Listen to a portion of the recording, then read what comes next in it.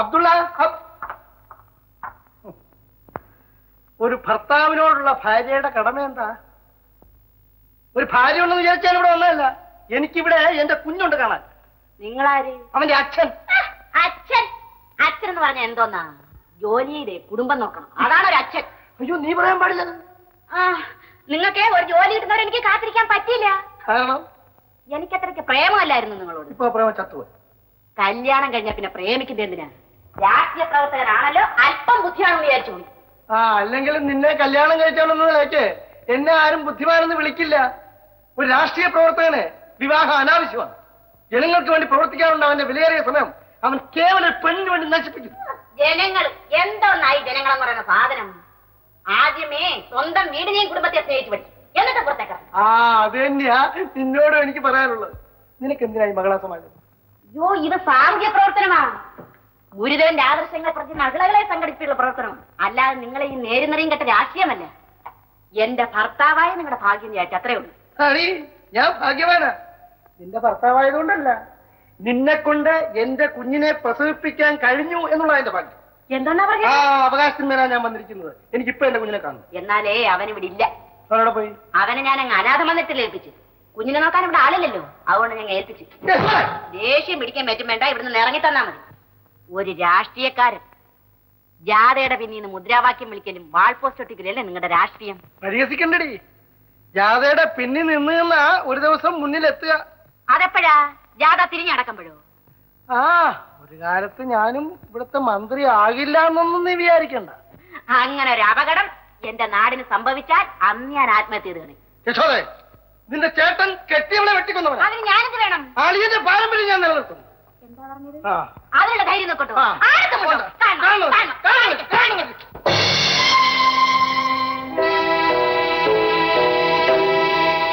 കൊല്ലടാ ഭാര്യ. ഞാൻ എന്നെ പേടിക്കണ്ട. ഇങ്ങനെയുള്ള ഭാര്യമാർ ജീവിച്ചിരിക്കരുത്. കൊല്ല്. ഞാൻ ദേഷ്യം കൊണ്ട് സങ്കടം കൊണ്ട് ആരെയും കൊല്ലില്ല. ദേഷ്യവും വെറുപ്പും തന്നെ വേണം അതിന്. ഇപ്പോൾ നിനക്ക് ആവശ്യത്തിനുണ്ട്. പിടി. എന്റെ പെങ്ങളാണെങ്കിലും സ്ത്രീയാണ്. ഞാൻ ഇവിടെ കൊന്നാൽ പെങ്ങളെ കൊന്നെന്ന് പറയും, നീ കൊന്നാൽ ഭാര്യയെ കൊന്നെന്ന് പറയും. നോക്കി നിൽക്കാതെ കൊല്ലലാവളെ. കുത്തിയിലേക്കാ മാറിലേക്ക്. എനിക്ക് നല്ല പരിചയം. നീ തണുത്തു പോയടാ. ഇനി നിന്നെ കൊണ്ടാവില്ല. ഈ നിൽക്കുന്നത് ആരാണ്? ഇനി നിന്നോട് ആര് ചോദിച്ചത് ഈ നിൽക്കുന്നത് ആരാണ് നിന്റെ? എന്റെ ഭർത്താവ്. ഭർത്താവ്? എടി, ഞാൻ ജയിലിലായിരുന്നപ്പോൾ നീ നിന്റെ ഇഷ്ടത്തിന് നടത്തിയ വിവാഹമായത് അല്ലേ? അതെ. എല്ലാം ഞാൻ പുറത്തുനിന്ന് കേട്ടു. നീ ചോദിച്ചിലൂടെ അച്ഛനെന്ന് പറഞ്ഞാൽ എന്താണെന്ന്, ഭാര്യ എന്ന് പറഞ്ഞാൽ എന്താണടി, അമ്മ എന്ന് പറഞ്ഞാൽ എന്താണടി? അവന്റെ കാര്യം പിടിച്ച് മാറ്റി. എടി, നിന്നോടാണ് പറയുന്നത്. വേണ്ട അളിയ. അളിയ, അവളെ പിടിച്ചു. അല്ലാ, ഇതെന്താണ് നീ ചെരുപ്പിന് പോളിസ് ഇടുന്ന? ഇനി മേലാൽ ഇങ്ങനെ വല്ലതും ഞാൻ കണ്ടുപോയാൽ പോകുന്നു എന്നെ മുമ്പിൽ രണ്ടുപേരും. കൃഷ്ണ, ഈ മാധവൻ നമ്മളുടെ കടയിൽ വന്നു. ഈ വെളുത്തി തണുത്ത വെള്ളയപ്പം പോലെ ഇരുന്ന അവന്റെ മോന്ത. പിന്നെ അമ്മ ഇങ്ങോട്ട് പിടിച്ചോണ്ട് വന്നു. കുറച്ചു കാലത്തേക്കുള്ള മരുന്ന് ഞാൻ കൊടുത്തിട്ടുണ്ട്. എടാ അബ്ദുള്ള, എന്റെ മനസ്സിൽ ഒരു സ്വസ്ഥതയുമില്ലടാ. ആ വൈദ്യൻ എവിടെയാണെന്ന് അറിഞ്ഞിരുന്നെങ്കിൽ. നീ ഒരു കാര്യം ചെയ്യും, കുറച്ചു നാളത്തേക്ക് ഈ കത്തി ഒന്നും ഞമ്മക്ക് താ. ഞമ്മക്ക് ഈ പറ്റുകാർ കുറച്ച് കായുണ്ട്, ഇതൊന്ന് കാണിച്ചാൽ കായൊക്കെ ഞമ്മളൊന്നും. എടാ, എന്റെ തീരുമാനത്തിൽ നിന്ന് എന്നെ വ്യതിചലിപ്പിക്കാൻ ലോകത്തൊരു ശക്തിക്കും സാധ്യമല്ല. അത് നീ മനസ്സിലാക്കണം.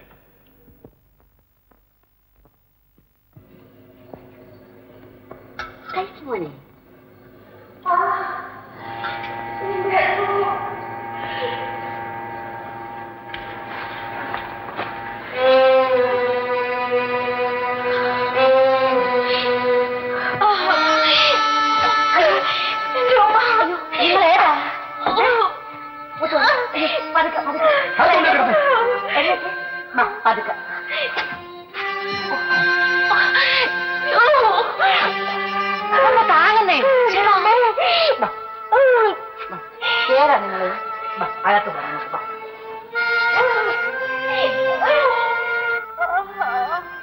യശോദേ, യശോദേ, ഒരു മുസ്ലിം സ്ത്രീയാ പേറ്റുന്നു എടുത്ത് അപ്പുറത്ത് വന്നു. ഔട്ടെടുത്ത് കിടത്തി. നിങ്ങൾ വേഗം ചെന്ന് വൈകാരി വിളിച്ചിട്ട് വന്നേ. വേണ്ട, പിടിച്ച് പുറത്താക്കവളെ. അവൾ ഭർത്താവിനെ വഞ്ചിച്ചവളായിരിക്കും. കൃഷ്ണ, നിന്റെ പ്രാന്ത് ഇപ്പൊ കാണിക്കരുത് കേട്ടാ. ഞാൻ മാധവ ഇത് പോയിട്ട് നമ്മൾ പോയിട്ട് നമ്മുടെ വീട്ടുകാരത്തിന് ഇങ്ങോട്ട് പറഞ്ഞേക്കാം. എന്റെ പൊന്ന് കൃഷ്ണ, നീ ഒരു അക്ഷരവും ഉണ്ടൻ. നീ ആരാടാ എന്നോട് പറയാൻ? ആ കണക്കൊക്കെ നമുക്ക് പിന്നെ പറയാം. യശോദേ, മോളാവത്തുവോ?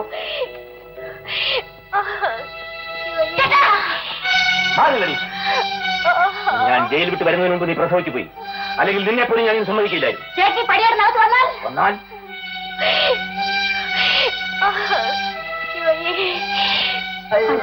ചേട്ടാ, എന്റെ പൊന്നു ചേട്ടാ, ചേട്ടനകത്ത് വരണ്ടേ? ചേട്ടൻ അങ്ങോട്ട് പോ. അയ്യോ ചേട്ടാ,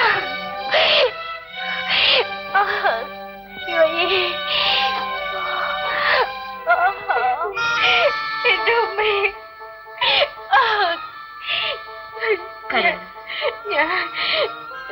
ഞാൻ വന്നത്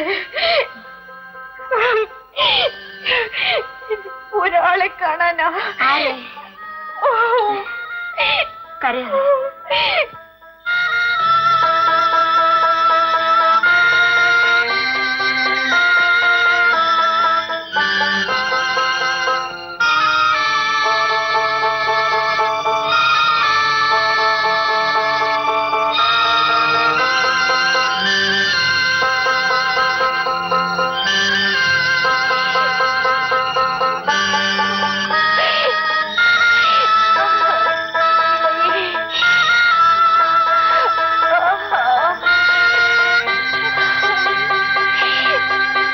യശോദേ, യശോദേ, യശോദേ, എടി, ആ ശബ്ദം എനിക്ക് കേൾക്കാൻ വയ്യ. അത് ഞാൻ നിർത്തും, അല്ലെങ്കിൽ അവളെ നിരത്തിലേക്ക് മരിച്ചെറി. എടി, എന്റെ ഭാര്യ ഒരു ദിവസം എന്റെ കുഞ്ഞിനെ പ്രസവിക്കാൻ വേണ്ടി ഇങ്ങനെ കിടന്ന് നിലവിളിക്കുന്നത് കേൾക്കാൻ ആർത്തിയോട് കാത്തിരുന്നവരാണ് ഞാൻ. എന്നിട്ട് ചേട്ടാ, പല സ്ത്രീകളും പുരുഷന്മാരെ വഞ്ചിച്ചിട്ടുണ്ട്. പുരുഷന്മാർ സ്ത്രീകളെ വഞ്ചിക്കാറില്ലേ? ഈ പെണ്ണ് ആരുടെ കുഞ്ഞിനെ പ്രസവിക്കാനാണ് നൊമ്പരം കൊള്ളുന്നതെന്ന് ചേട്ടനറിയാമോ? പണ്ട് ചേട്ടന്റെ കൊച്ചുമുതലാളിയായിരുന്നല്ലോ ആലി ഹാജിയുടെ മോൻ മുസ്തഫ. അയാൾ കല്യാണം കഴിച്ചോളാന്നും പറഞ്ഞ് വഞ്ചിച്ചതാ ഇവിടെ. ഇന്ന് അയാളുടെ കല്യാണക്കാര്യം കേട്ടപ്പോൾ നിറഞ്ഞ വയറുമേ ഇറങ്ങി തിരിച്ചതാ. ചേട്ടൻ ചെല്ലാത്ത എന്ത് വേണമെങ്കിലും ചെയ്യേ. ഇനി അവള് മരിക്കുന്നതന്നെ നല്ലത്. അത് ചേട്ടന്റെ കൈയുണ്ടോ അതിനകത്ത്? ചെല്ലിയാട്ടോ.